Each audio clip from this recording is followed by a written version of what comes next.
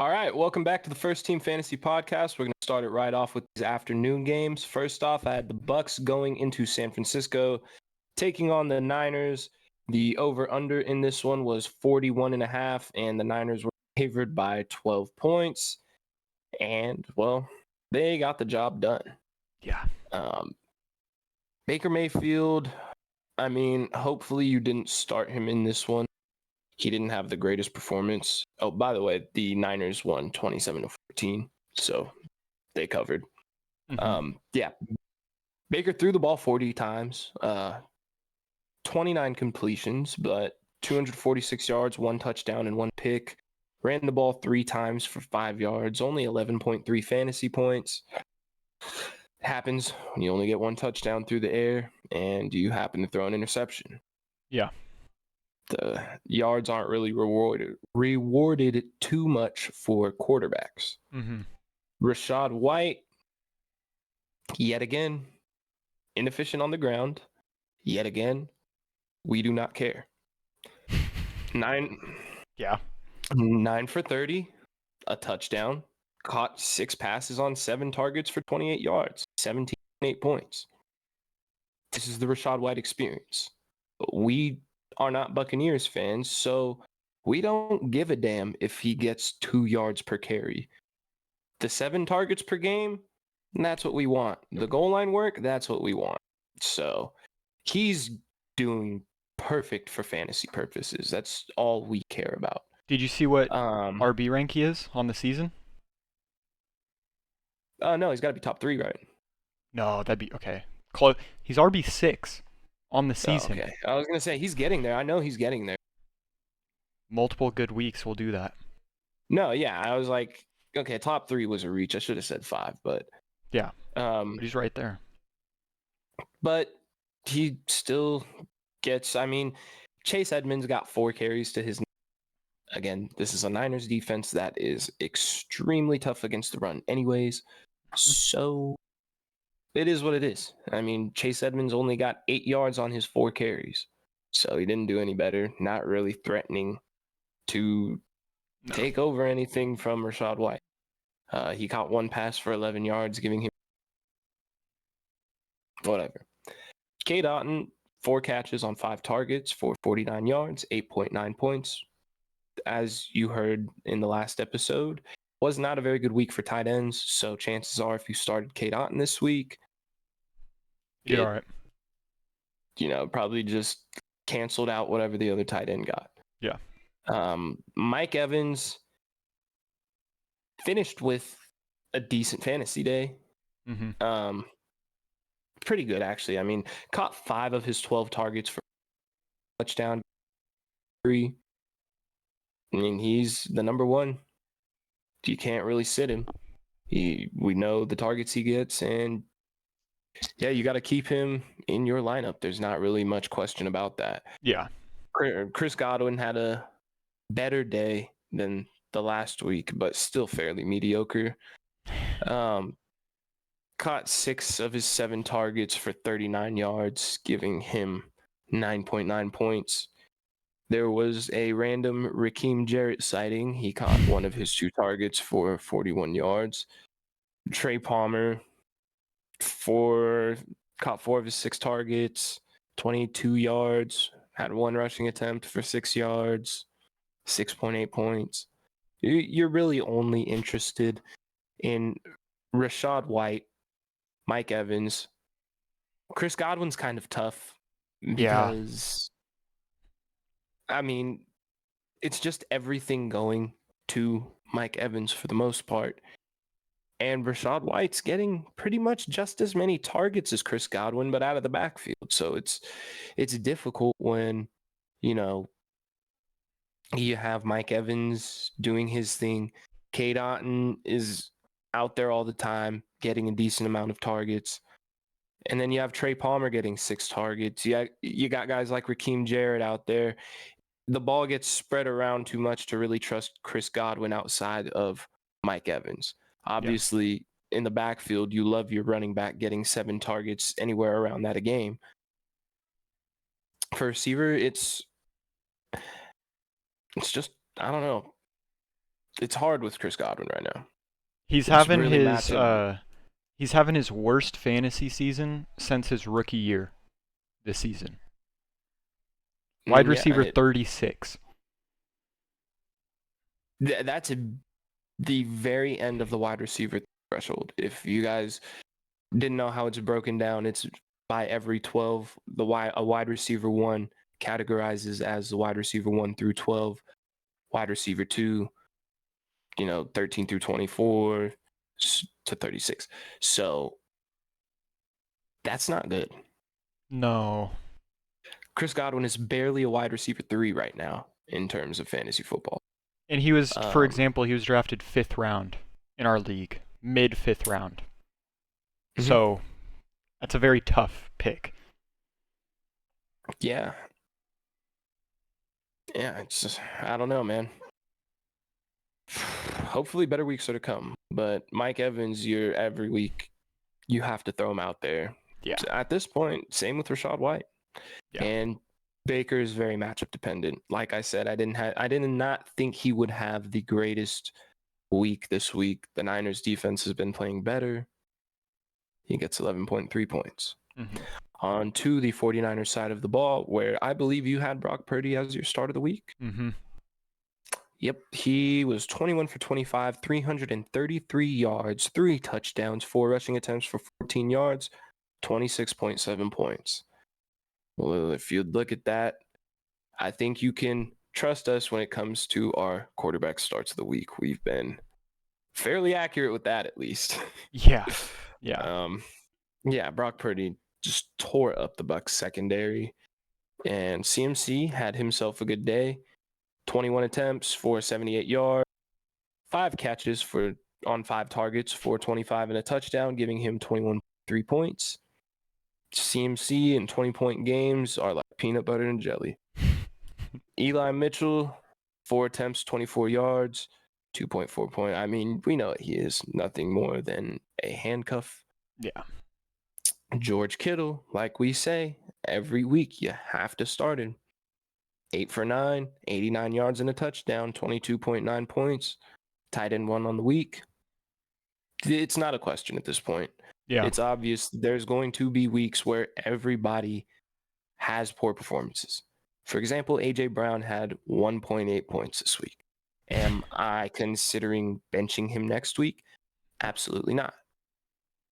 These things happen. Yeah. Real life football does not cater to fantasy football. The teams tend to hone in on your number 1 option. Sometimes they're very successful when they have a good defense, i.e. the Chiefs. Yeah. It happens. This was not the case with George Kittle and the Buccaneers. He destroyed them. Yeah. As did Brandon Ayuk. 5 for 6, 156 yards on 5 catches is criminal.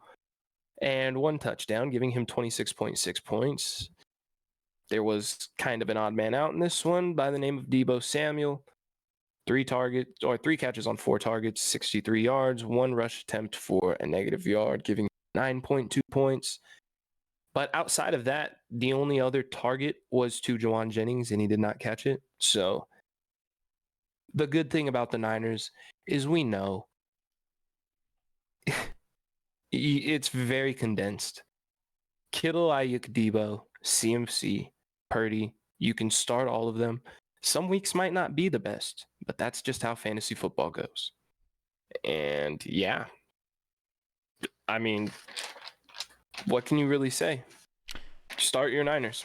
Yeah. It's kind of messed up. Remember the Niners, them and Debo were having trouble with the contract negotiation, and they like put in the incentives of him rushing the ball, right? So they lowered his total value of the contract, gave him the extra incentives because they'd been making him rush the ball. And then they traded for Christian McCaffrey, and he hasn't hit any of those incentives, man. I mean... They knew what they were doing. Yeah, yeah. Well, a team that does not know at all what they are doing is the Jets, who took on the Bills in Buffalo and lost 32-6. Zach Wilson is no longer the starter. No longer starter. Yep. And you know what's crazy is I feel like that hurts Garrett Wilson even more. I don't care. Oh yeah, there's no Tim continuity Boyle? now. There's absolutely, you cannot tell me no. There's no rapport between those two. I mean, Yeah, this is. Tim Boyle? I'd like to say this tanks the value. Okay. I mean, does it not tank the value of every player on the Jets? Yes. Meaning Yes. just Him and Brees. just him and Brees, yeah. I It guess absolutely if Tyler does. Conklin. I mean, it's fair to say Tyler Conklin was in the picture. Yeah. Alvazard, no, but Well, okay. Yeah. I'll run through the Jets really quick because it is horrific. It is. Oh yeah, my goodness. It was Garrett Wilson 7 of 15, 81 yards, a touchdown, a pick, 4 carries for 15 yards, 7.74. Zach. Did I say Garrett Wilson? Zach Wilson. In comes Tim Boyle to play the final third of the game. 7 for 14, 33 yards, and a pick. 1 carry, 1 yard. Brees had a solid day, again saved by his receiving out of the backfield. 10 carries, 23 yards, 5 catches for 50 on 6 targets, and a touchdown, 18.3. That saved his day, absolutely. Garrett Wilson, 8 targets, caught 2 of them for 9 yards, but lost a fumble, 0.9 fantasy points. Mm-hmm. He's the only receiver that caught a pass.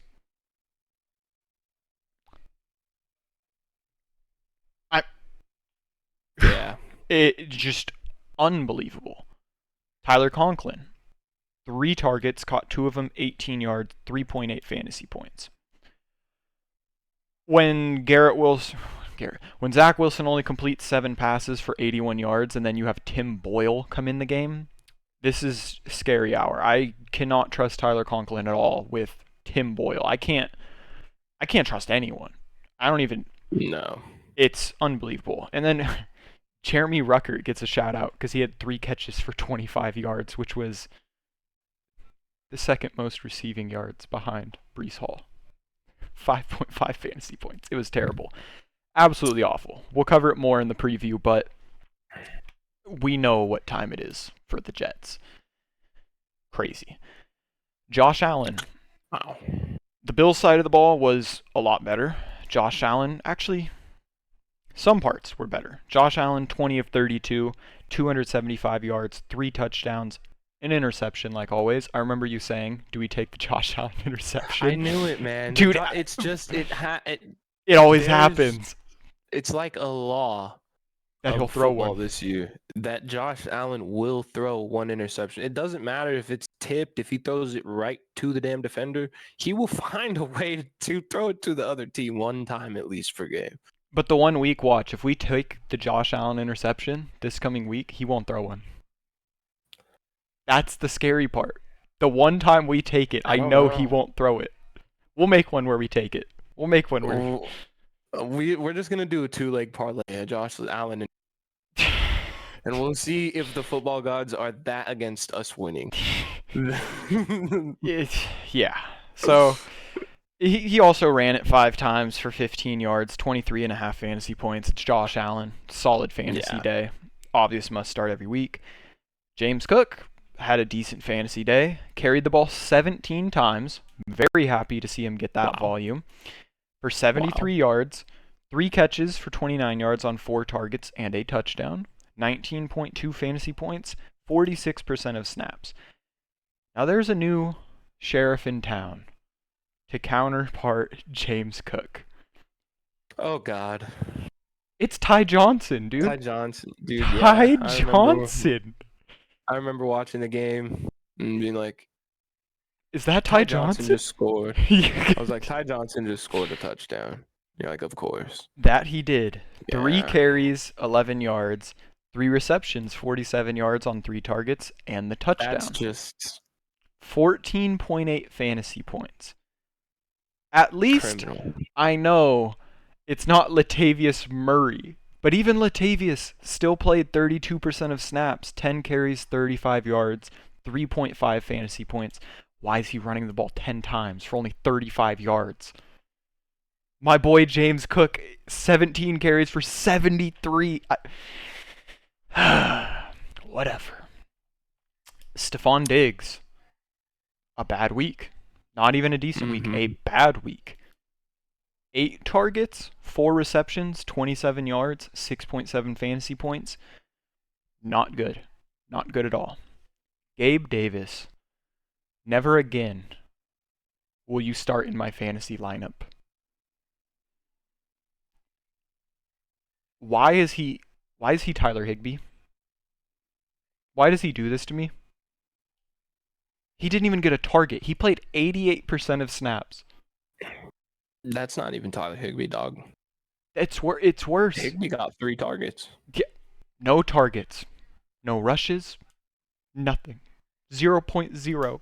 You look at his stat line, and it's 88% snap share, and all zeros. Not even a target. I can confidently say I trust Khalil Shakir in a week-to-week basis to at least not completely burn me.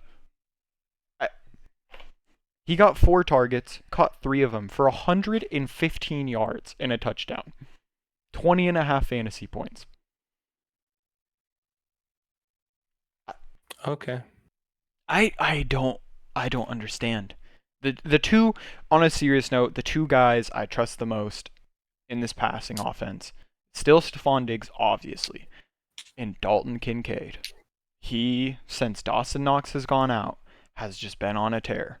6 catches, 46 yards, 7 targets, 10.6 fantasy points. Book it. Every single time, book it. Must start. I'll go more in on Gabe Davis in the preview, but I will control myself for now because I am tired of him. All right. Yeah, as you should be, as everyone should be. Needs to stop making TikToks and start making catches. Yeah. The next game, very, very disappointing for all kinds of purposes. I mean, as it turned out, I thought I was starting Geno in that league. I was not. I had Kyler on the IR that whole time, so I dropped Geno and started Kyler. So, yeah, I was not rolling with Geno. And yeah, like you said, thankfully, Geno did get hurt in this one to the point where Pete Carroll has no idea whether or not his starting quarterback will be playing on Thursday night. Mm-hmm. We don't know. We don't know. We have no news. To make it even worse, when Geno did go out, Drew Lock came in, was 2 of 6 for 3 yards and an interception. He's so bad. He's Zach Wilson. He's maybe not worse. That's fair. That's fair. In 6 attempts, he mustered up 3 yards and a completion to the other team. Yeah. Yeah. So, seriously, I mean, okay, Geno Smith, 22 for 34, 233 yards and a touchdown, had run 1 rushing attempt for a negative yard. Also did come back at some point in this game to try to help them win the game and got them to like a 55-yard field goal attempt, which Jason Myers missed. 13.2 points for him. To sum it up, if Geno's not going to be playing on Thursday, it's looking very bleak for every pass catcher in Seattle. Mm-hmm. Ken Walker also got hurt in this one. Only had 4 rushing attempts for 18 yards and 1 catch for -2 yards before getting hurt, giving him 2.6 points. We saw Zach Charbonnet step in and do fairly well. 15 attempts for 47 yards, caught 6 passes on 6 targets for 22 yards, giving him 12.9 points. I mean, if Ken Walker is going to miss, then Zach Charbonnet is an instant replacement. Yeah. You got to start him. Yeah, it's no question. DK had a pretty good week. 5 catches on 9 targets, 94 yards, 1 touchdown, giving him 20.4 points. Lockett didn't do too bad, but not the greatest. 5 catches on 7 targets, 51 yards, 10.1 points. still dealing with that knee injury. Actually, it's a hamstring. I apologize, a hamstring, not a knee injury. Mm-hmm. It's an every week thing. It was another week where he did not practice all week and played. This is an even shorter week. They play on Thursday against the Niners, and with the possibility of Drew Lock at the helm. Definitely no luck involved Drew in that. bad luck, yeah. Drew bad luck. Drew awful luck. Jackson Smith-Njigba, 3 catches, 6 targets, 40 yards, 7 points. Not the greatest week, but No. it is what it is. I'm not even going to mention Noah Fant. Matt Stafford, 17 for 31. 100, and there's literally no tight end of relevance in Seattle. So No. Matt Stafford, 17 for 31, 190 yards, 1 touchdown, 1 interception, 2 rushing attempts for 1 yard, 10.7 points. Talked about how you really just can't start Stafford. You really can't. No. And now, especially, we don't really know what the deal is with Cooper Kupp. He got hurt in the beginning of this game. Did not play the rest of it. Mm-hmm. It's not a good look at all. Yeah. Especially considering, he was out for a large chunk of this year already. Got to look to see what's the deal with that. Also, some interesting thing that happened. Darrell Henderson in this game he had 6 rushing attempts for 1 yard and 1 touchdown. Also caught 4 passes on 7 targets for 28 yards, giving him 12.9 points. He's no longer a part of the Los Angeles Rams. He was waived today. Obviously, that has to do with the return of Kyron Williams, but just fairly interesting. Shout out Darrell Henderson. He came in moment's notice and did his thing, though. He did his thing. He gave you one final decent fantasy performance before he Bowing took out. his exit. Yeah. So, if you happen to start him this week, then, yeah, I mean, solid. Good job. Yeah. The other running back, Royce Freeman, had 17 attempts for 73 yards, did not get a single target, so he finished with 7.3 points. Okay. Tyler Higbee, like I said, he got 3 targets in this one. Did his Tyler Higbee thing and caught 1 of them for 17 yards, giving him 2.7 points. All right. Cooper Kupp, like I said, got hurt in the beginning of this one after catching 1 pass on 1 target for 11 yards, 2.1 points. Obviously, you started him. Obviously, you were burned. Puka Nacua, 5 catches on 7 targets for 70 yards and a touchdown. Also had 1 rushing attempt for 7 yards. Got 18.7 points. Also hurt his shoulder late in this game. Is day-to-day. Yeah. With his status up in the air, Cooper Kupp's status up in the air, realistically, I mean, it brings some relevance. I don't know how much we want to dive into this, even in the previews, but Tutu Atwell and Demarcus Robinson would be the next guys up. Tutu Atwell caught 1 pass on his 3 targets for 17 yards, 2.7 points. And Demarcus Robinson caught both of his targets for 24 yards, I apologize, 4.4 points. It is kind of getting ugly in Los Angeles. For which team? For the one that can't keep people on the field. Which team? At least you have, at least their guy, Keenan Allen, is playing every week. Like, if you have Cooper Kupp, good Lord. Yeah. Like, dude, this is how many weeks in a row that Cooper Kupp is just obviously he gets hurt. I think this is his 4th. His 4th. Exactly. He had 3 weeks in a row under 10 before this. Like, man, you drafted him and waited all that time. And it's just not. That hurts, man. That one hurts. Yeah. That's all for that one, though. All right. Well, that will do it with our Sunday afternoon. We will head into the Sunday night game where the Vikings lost a heartbreaker to the Broncos. I absolutely hate the Broncos, but I will shout out the Broncos because they are finding ways to win ball games. And I have to respect that at the very least. They are finding ways to win. Yeah, that one was sad. Like we said, here at First Team Fantasy, we are big Josh Dobbs fans.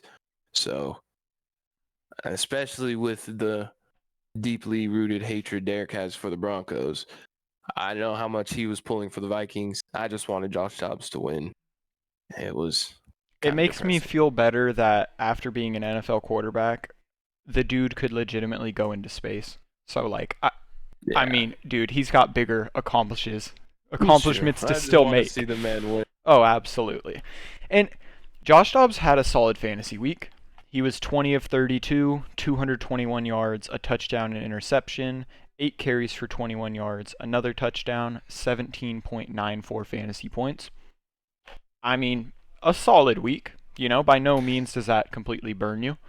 And it probably should have been 19 due to the fact that the fumble he had, Kareem Jackson just got suspended for 4 games 4 and there games. wasn't a flag. Yeah. So that kind of doesn't add up, but It is what it yeah, is. it is what it Here is. we are. Exactly. Madison did return, played 65% of snaps, 18 carries for 81 yards, 2 targets through the air, caught one of them for -1 yard, lost a fumble, 7 fantasy points. I mean, I he's was just not. surprised.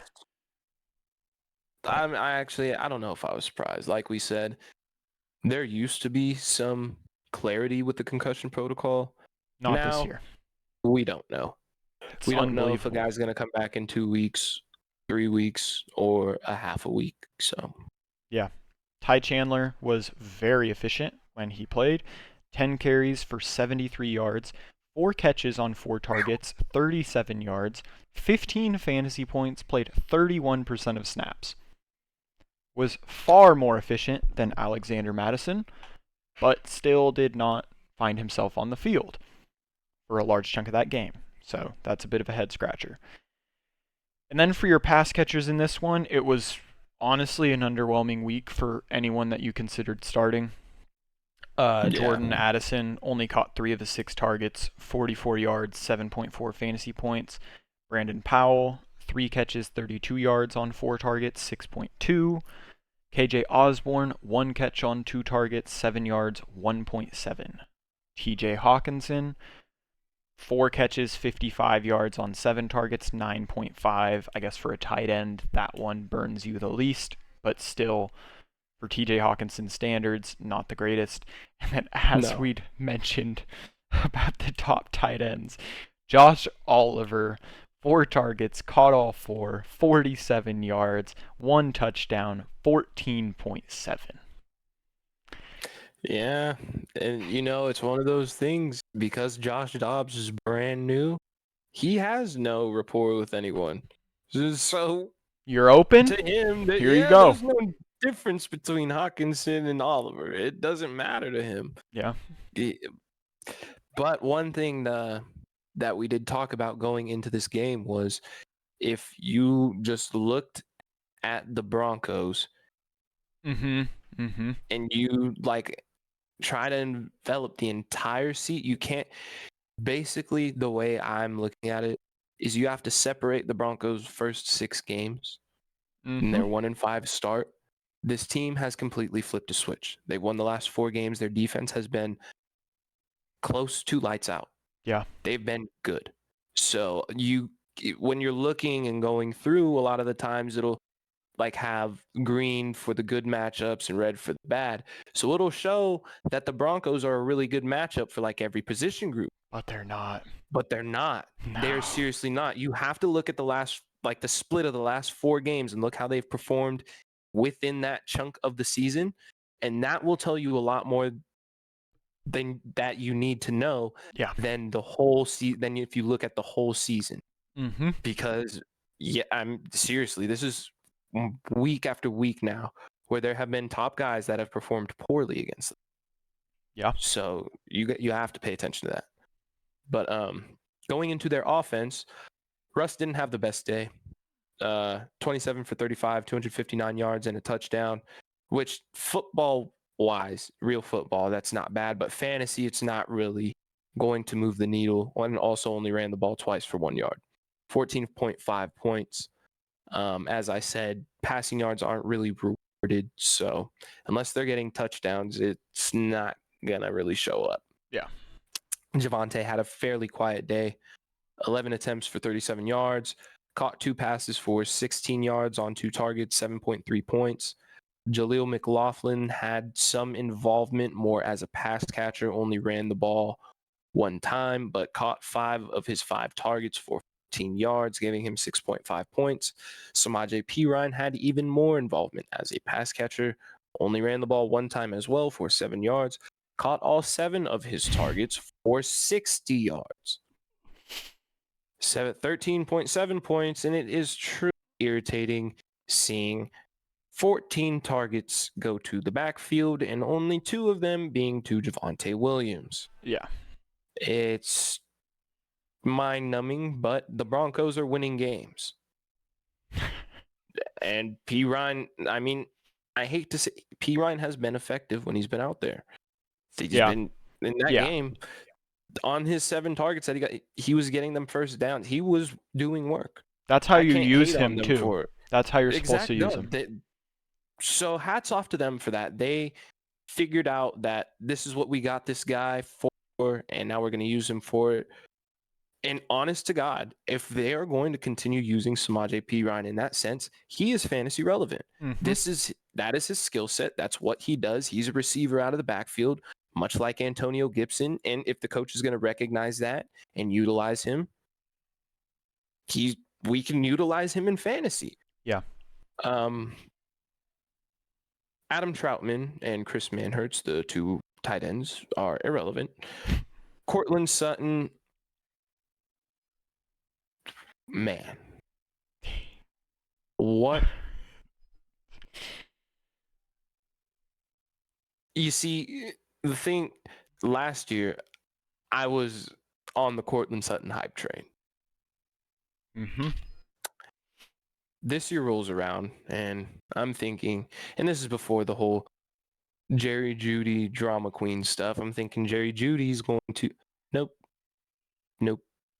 Cortland Sutton yet again gets in the end zone, catches 4 of his 5 targets for 66 yards, touchdown, 16.6 points, and you cannot be mad about it. He has at least 1 just insane catch per game. Yeah. Cortland Sutton, honest man, he is a top receiver in the NFL.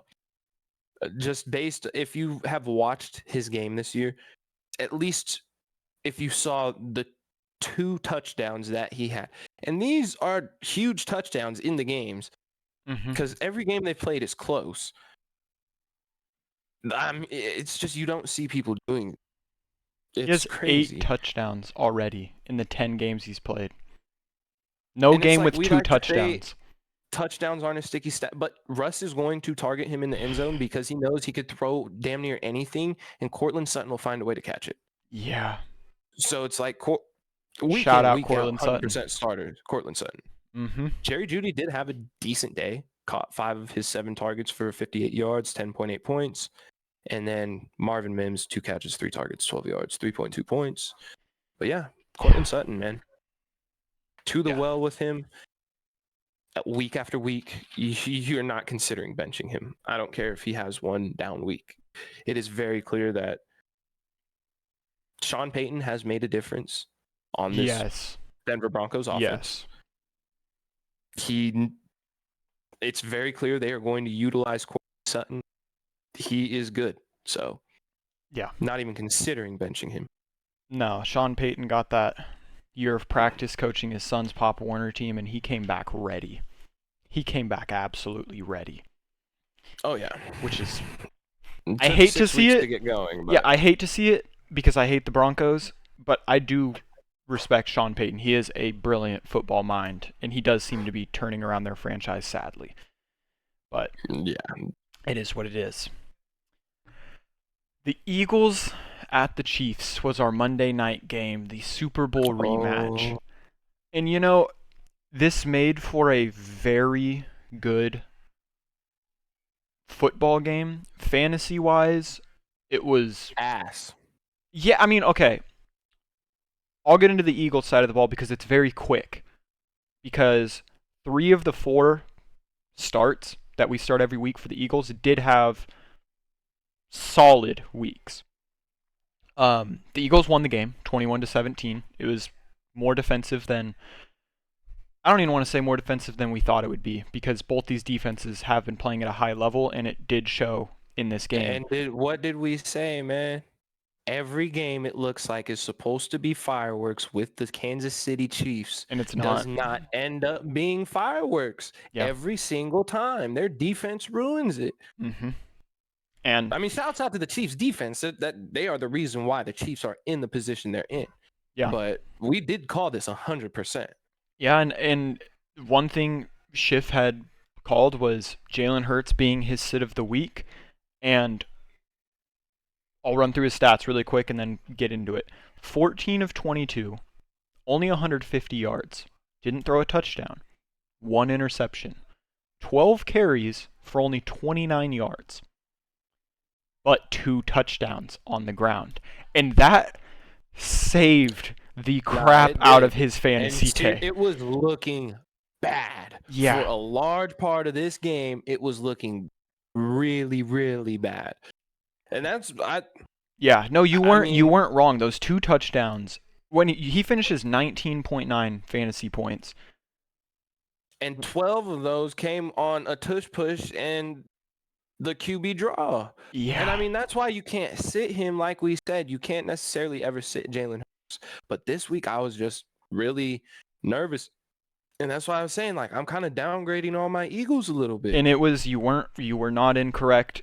Like fantasy wise, 19.9 is still a solid week, a bit below what we expect from Jalen Hurts, but from an actual the only football week aspect, since week 1, he was under 20 points. yeah, it was not a pretty week for Jalen Hurts by any means. Nah. Someone who had They got by on the grace of the football god, yes, which we'll cover in a minute. Yes, they did. DeAndre Swift had a very solid week, though. 12 carries, 76 yards, a touchdown, 3 catches on 3 targets for 31 yards, 19.7 points. Book that. I mean, obvious start. You have to. Very solid week. Devontae Smith, we mentioned without Dallas Goedert, he's obviously going to get an up spike because they don't really have a tight end to put in for Goedert that is going to be relevant at all fantasy-wise, and that was the case. Devontae Smith had 8 targets, caught 6 of them, 99 yards, 15.9 fantasy points.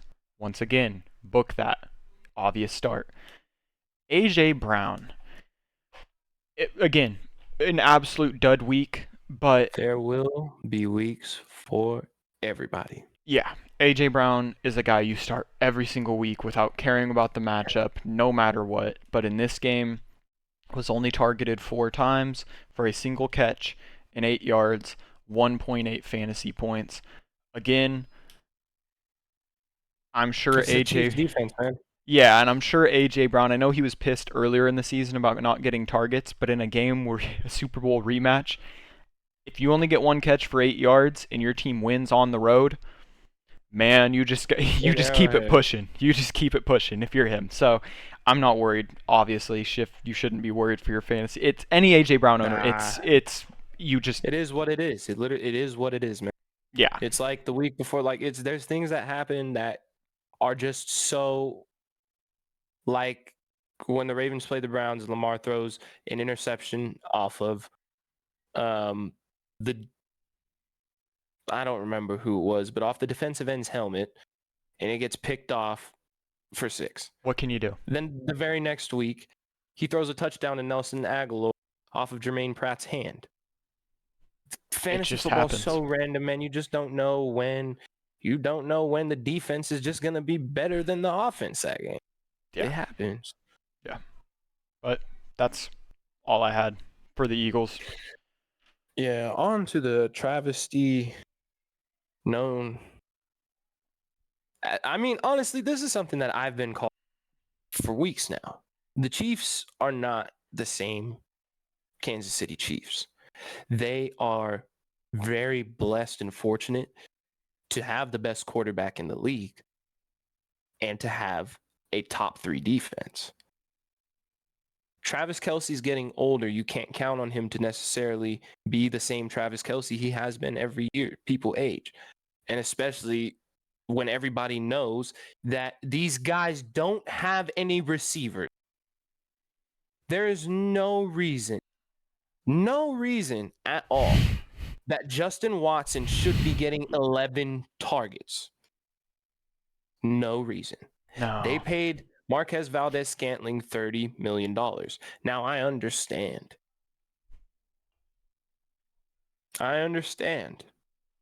He had 3 targets. He didn't catch one. He literally dropped the game. A beautiful pass from Holmes. Right to his hands. Easy touchdown, and he drops it. You still paid the guy $30 million. You also draft Sky Moore in the 2nd round to do pretty much nothing with him. Really haven't seen much development. And now it looks like that's the direction that they're going to go in with Rashee Rice. It seems they spread the ball out too much to actually turn anyone into a wide receiver 1. Yeah. Justin Watson's past that point in his career. So I just don't know what they're doing. You're abusing the fact that you have the best quarterback in the league, not getting him any semblance of anything. I mean, I'm not going to sit here and clamor for them to get help for Patrick Mahomes, but at the same time, it's just like when a team has the ability to be dominant and remain at the top, be a juggernaut, you grab that chance and you hold on to it. But for them, it's like they took the Baltimore Ravens route of let's have a really good defense and make our quarterback do everything because we won't get him any playmakers aside from our tight end. Mm-hmm. I don't get it. They're definitely not putting Rashee Rice in any kind of position to. I mean, Kadarius Toney is a good athlete, but he's not a very good football player. Yeah. His decision making is just poor. I don't know. It's very confusing. Isaiah Pacheco had a decent game, 19 attempts for 89 yards, only caught 1 pass for 2 yards. Patrick Mahomes, 24 for 43, 177 yards, 2 touchdowns, 1 pick, 6 rushing attempts for 38 yards, 17.9 points. Like I said, he has to literally do everything. Yeah. It's incredible.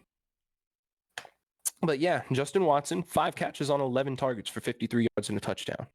And the worst part is if they actually had a decent receiver instead of Justin Watson, the pass on 4th down went to Justin Watson through his hands. There was another just pass earlier in the game. It was a great pass from Mahomes. I have no idea what Watson was doing on the route. And is just not athletic enough to catch up to the ball. And I just don't get it. But yeah, that's it. Chiefs lost. And in my opinion, it's wide open in the AFC because they refuse to address the skill position. Yeah. But yeah. Could you imagine the Chiefs if they had a wide receiver like Tyreek Hill? And then one more serious question. Worse signing. Chiefs giving MVS $30 million over 3 years, or the Patriots letting Jacoby walk Juju? and signing Juju for the same amount Jacoby signed for. You know, the funniest thing is everyone gave the Ravens a whole lot of heat for giving Odell the money he's stepping up in the right part of the season. Mm-hmm. The Chiefs only offered him $4 million. Yeah. So they thought they were good. That's what that tells me. They go out and get McCole Hardman to finish it off. Mm-hmm. He had, 12 yards? So which one's worse? What does this have to do with Odell? Huh? What is it? Obviously, I'm saying, what is equal. This? They're both terrible. No, I know what you're saying. Chiefs I just don't get it, dude. Yeah. But Mm. that'll finish the Monday night game and take Like, us. imagine if they got D-Hop. I know. I'm glad they didn't. By all means, I'm glad they didn't. But good Yeah. Lord, he was right there for the taking. Yeah. And they just said, no. But yeah, sorry. We're going to go into our waiver wire without any further ado. You want to start it off, Derek? Sure. I will start it off. And again, this is week 12, so no teams are on bye. You should have fully healthy teams. Obviously, there were some big injuries. Mark Andrews, Joe Burrow really leading the way with that. Those are two every week starters that teams could have lost. My quarterback waiver pickup of the week, and it's just a safe one, is going to be Derek Carr at the Falcons. And again, you should be good unless you had Joe Burrow, which I would look to other teams that have multiple quarterbacks and possibly try to get a trade or something like that. But if that is not a possibility for you, Derek Carr is a safe quarterback that you know should get you 15 to 18 points. And if you can afford to do that and be fine with a 15 to 18 point week, he should be able to get you that. So I have Derek Carr. I like it. I have Jordan Love at Detroit on Thursday. Mm-hmm. I think this Packers offense is slowly starting to figure out what they are. And with the loss of Aaron Jones, I mean, it's A.J. Dillon in the backfield, and he really has not been too effective on the ground. We've seen really good things lately out of Jaden Reed and Romeo Doubs, and they still have Christian Watson, so they have good receivers in that room. The Detroit defense has been weak against the pass, so I think that this is a good week for Jordan Love. He had a fairly good week against the Chargers, who are the worst pass defense in the league, but he did light them up for 322 yards accordingly. Yeah. No, I like that. I agree. Side note, I don't want to harp on it too much, but I'm interested that the Packers receiving room and their tight end has to be the youngest in the league. Every single one of their receivers is like third year or younger. He was hospitalized. Luke Musgrave? Yes. What? Yeah, Luke Musgrave was just released from the hospital after suffering pretty significant abdomen injury on Sunday. Okay, well, they will be out without Luke Musgrave, it seems, Possibly, for foreseeable future. That is, wow, that sucks to hear. I did not know that. No, yeah, I forgot to mention that. It popped up an hour ago, but yeah. Wow. Okay, well, we will update through the week. You know, when we do injury report on Friday, we will update on that. But yeah, that does suck to hear. My running back pickup of the week is going to be Antonio Gibson. The running back waiver should be in your league very thin right now. Antonio Gibson's rostered 56% of leagues on Sleeper. So 50-50 shotties available. He's probably near, if not the top of the list for running backs available, strictly because of his usage. He's been getting around 8 to 10 fantasy points a week with the possibility of getting more than that. As we mentioned, the Commanders love to pass the ball, and if Antonio Gibson is healthy, more likely than not, that is to him and not Brian Robinson. So Antonio Gibson, but I don't love that pickup, but it's your best bet more than likely. Yeah, a guy I think might have a decent shot at a good week is Tyjae Spears. Yeah. They are going up against Carolina. Carolina's been pretty stout against the pass and awful against the run. I think he'll have opportunity. Yeah, I mean, it's kind of bleak looking at the running back waivers this week, but like we're saying, I mean, Spears is rostered in 51% of leagues, so if you need a running back, you might have a chance to go out and get him this week. But yeah. And then to go to the receiver, we have a bit more options here. Someone I do like a fair amount is Zay Jones. He is only rostered in 32% of leagues. He finally seems to be getting healthy. He played this week against Houston, caught 4 passes on his 4 targets for 20 yards, played 63% of snaps. He just is one of the high upside guys on that waiver wire, where we saw last season him have just insane games. Obviously, Calvin Ridley wasn't playing, but he's on a high-powered offense, we would like to think. And when I look at guys on the waiver, I mean, he's towards the top of the list for guys available. Yeah. Well, this is going to likely sound like a homer pick, but for my wide receiver, I have Rashod Bateman. Mm-hmm. And it honestly, in large part, has to do with the fact that with Mark Andrews going down, we've seen Rashod Bateman's involvement, or just we have seen in the last couple weeks, he has been over 70% of the snaps. So he's been the guy on the field. With Mark Andrews going out, I believe he's going to have to be more involved. Yeah. Isaiah Likely dropped his only 2 targets last week. Mm-hmm. And Rashod Bateman's been, since the start of the year, not anything great as far as fantasy numbers go, but this was his best week this recent week with 8 points, his best week of the year. But this week, they will be facing the number 32 ranked Los Angeles Chargers pass defense. If there's a week, it's this one. Yeah. So, I mean, I think he's a good guy to have just on your bench, given the fact with Mark Andrews going down, he is probably going to have to be more involved in this offense. But this week, I think he's a good spot to start. Yeah. No, I 100% agree. And I mean, it's basically the same logic for my tight end, which is Isaiah Likely. He's only 5% rostered. When I look at the tight ends on the waiver, at least in our league, which is a 10-man, 3 wide receiver and flex, so it's a deeper league than 2 receiver league, so the waiver wire is a bit thinner. You have Luke Musgrave, Isaiah Likely, Cade Otton. It's the role. It's the unknown. Isaiah Likely hasn't. We saw towards the end of last year when Mark Andrews went out, Isaiah Likely had that one monster game. He did have a monster game. So it's kind of like Rashod Bateman. What is this share going to look like with Mark Andrews going down? You assume Zay Flowers is now definitively the number 1 target.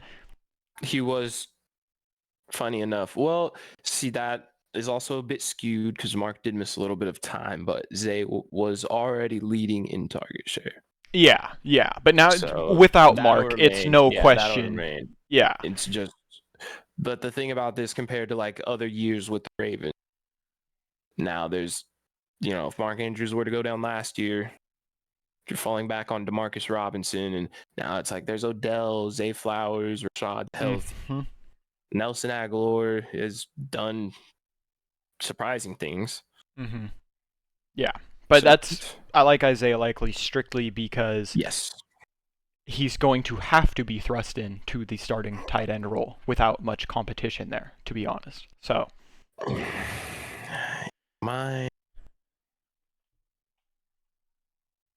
I mean, it's hard to say this with any level, but we've seen him perform. And I'd like to think with the firing of the offensive coordinator, they might get back to using what was effective before. Yeah. So my guy's Pat Freiermuth. This is thankfully a week where, like we said, there are no buys. So you should have whatever guy you drafted if he's healthy. Yeah. If you do need a guy, I mean, it's hard to, like I said, to confidently out and tell you to pick up Pat Freiermuth. But there is a chance with a new offensive coordinator. They are still very much alive in the playoff hunt. So get back to what works. There's man. Opportunity. That's what I'm saying. It's like it worked before. They just got to go back to it. maybe the change in the regime helps that out. So based on, like we said, some of the other guys, there's at least some history of Pat Freiermuth performing with the quarterback he's playing with. So it's worth a shot. That'll really be all for this one, guys. We will be back with our previews. And like I said, we're going to do a special trade episode because, like I said, probably tomorrow.